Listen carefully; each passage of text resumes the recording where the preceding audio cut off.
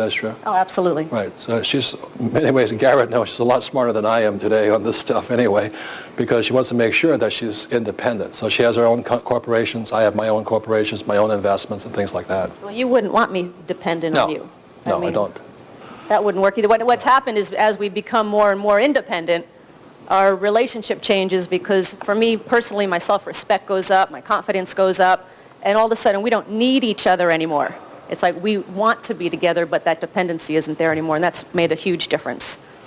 So times have changed, and what's worked for our mothers and our grandmothers may not work for us and our daughters and our granddaughters.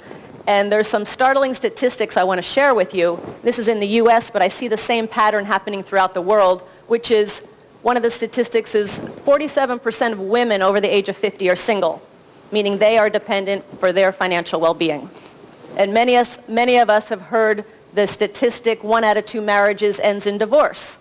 So if she was counting on Prince Charming, think again, and who usually ends up with the children? The woman. So she's now responsible for herself and her kids. The first year on average after a divorce, a woman's standard of living drops 74%. His does not.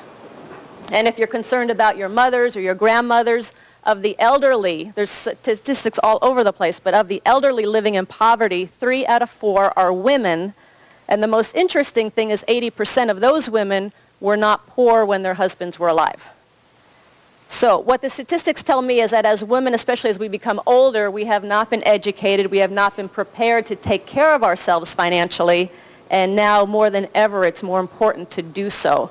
And it's not rocket science, as Robert's sharing with you and the advisors will share with you. It's not rocket science. It takes some time, it takes some education.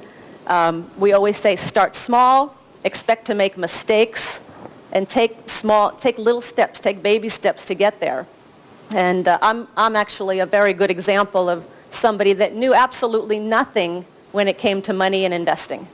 And it was in 1989, Robert came to me and he said, Kim, it's time you start investing. And I didn't even know what the word meant. You know, I've seen the Wall Street Journal, that's about it.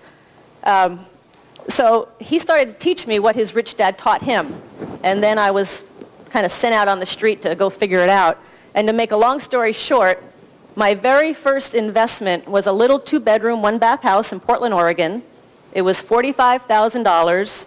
I was going to have to put $5,000 down, and it was going to give me a cash flow of $50 a month. And I was so proud of it. But I'll tell you, when Kenny talks about due diligence, I was so scared. I was terrified. What if I make a mistake? What if the tenant moves out? What if? I did due diligence 10 times more than I needed to do. I was so scared. I didn't trust myself. I didn't know what I was doing. But finally the day came to close on the property. And we're in the office of the real estate agent, and 2 things happened. One, they needed my signature, and it was really hard to get because my hand was shaking so bad. And the other problem was they couldn't pry that $5,000 check out of my hand. But I did that deal, and I went on to do more and more, and with every deal I did, I learned something new.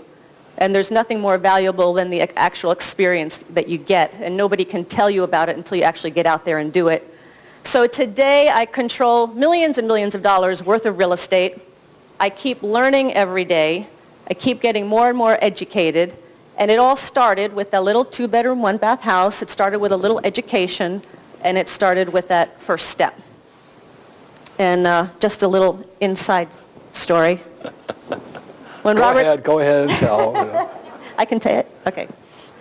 When Robert talked about that deal that I did where we borrowed the $8 million, he wasn't real involved in it at the time.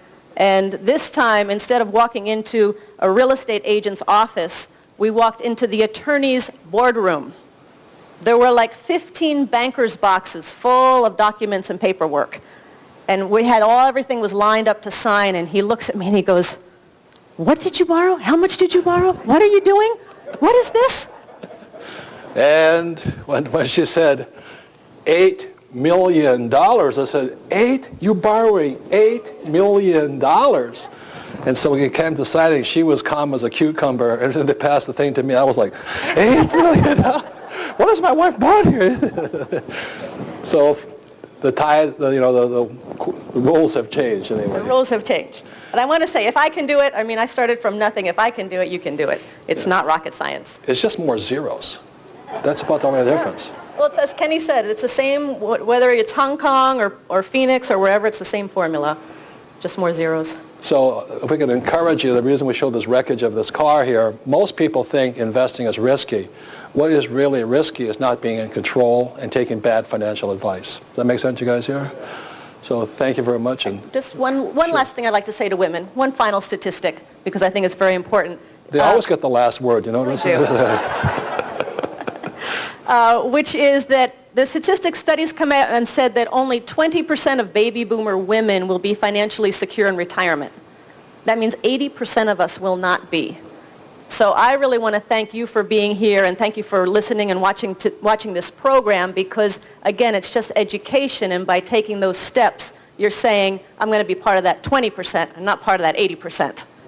Thank you. Thank you. No problem.